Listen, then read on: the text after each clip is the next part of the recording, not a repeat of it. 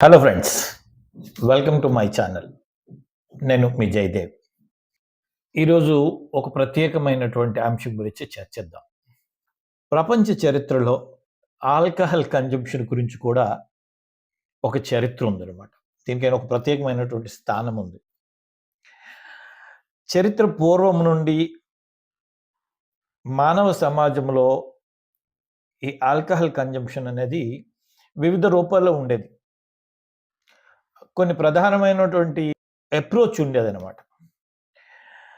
అయితే దీని విస్తృతి అనేది ఆయా కాలాల బట్టి, అప్పుడు ఉన్నటువంటి కల్చర్‌ని బట్టి మారుతూ వస్తుంది. ఉదాహరణకి మీరు అర్లీ సివిలైజేషన్ తీసుకున్నారనుకోండి. అంటే ప్రాచీన నాగరికతల్లో చూసుకుంటే మెసొపొటేమియాలో, ఈజిప్ట్‌లో, గ్రీక్ వంటి నాగరికతలు గాని మనం పరిశీలిస్తే మద్యము వినియోగం అనేది చాలా ఎక్కువగా ఉండేదనమాట. అయితే ఎక్కడుండేది అంటే తరచుగా మతపరమైనటువంటి ఆచారాలు, వ్యవహారాలు జరుగుతుండేటప్పుడు ఈ మద్యం కన్జంప్షన్ ఎక్కువగా ఉండేది. ఉత్సవాలు జరిగేటప్పుడు. ఆనాడు మద్యము తాగేవారి శాతం ఎంత అంటే మనం ఖచ్చితంగా చెప్పలేం కానీ,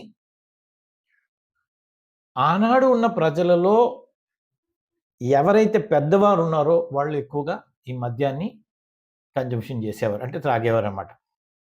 అదే మిడివెల్ యూరోప్‌లో అంటే మధ్య యుగం యూరోప్‌లో గాని మనం చూస్తే, ఈ కాలంలో ఆల్కహాల్ కన్జంప్షన్ అనేది సర్వసాధారణం. అయితే ఇప్పుడైతే ఇలాగా ఆల్కహాల్‌ని ప్రభుత్వాలు నియంత్రిస్తున్నాయో, అప్పుడు చర్చ్‌లనేవి ఈ ఆల్కహాల్ కన్జంప్షన్‌ని నియంత్రించేవి. ఫస్ట్ టైమ్ అప్పుడే బీర్ అనేది చాలా ప్రాచుర్యం పొందింది. ఎప్పుడు మధ్యయుగంలోనే. అప్పుడు ఈ మద్యము సేవించే వారి శాతం ఎంత ఉండేదంటే సుమారుగా 50-70% వరకు ఉండేదట.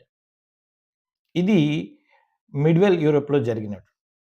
అట్లా కాకుండా మోడర్న్ ఎరా చూసామనుకోండి, ఆధునికంలో యుగంలో గాని చూస్తే దేశాలు మరియు వారి యొక్క సంస్కృతులు వారిగా మద్యము సేవనం అనేది విధానాలతో గణనీయంగా పెరిగిపోయిందనమాట. ఫ్రాన్స్, ఇటలీ వంటి దేశాల్లో వైన్ వినియోగము సాంప్రదాయం ఎక్కువైంది. అలాగే యునైటెడ్ స్టేట్స్‌లో, అమెరికా సంయుక్త రాష్ట్రాలలో బీర్ వినియోగం చాలా ఎక్కువగా ఉండేది. ఇటీవల గత 1, 2 దశాబ్దాలు గనుక చూస్తే అనేక అభివృద్ధి చెందినటువంటి దేశాలలో మద్య సేవనం అనేది మితంగా ఉండే ధోరణి కనిపిస్తుంది. అంటే కొద్దిగా తగ్గుతున్నట్టు అనిపించిందనమాట. కానీ రీసెంట్‌గా ప్రస్తుతం కరెంట్ ట్రెండ్స్ గాని చూస్తే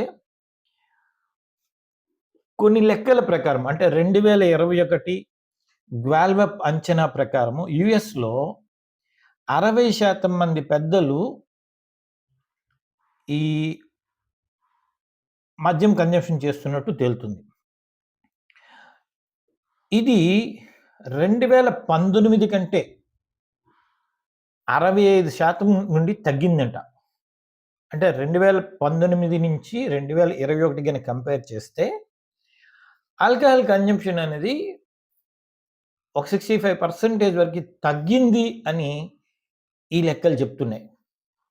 అంటే వారానికి సగటున మద్యం తాగే పరిమాణం తగ్గిందంట.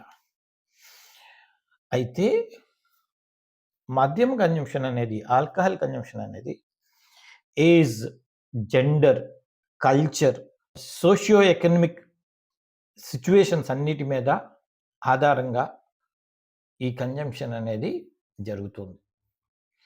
సో,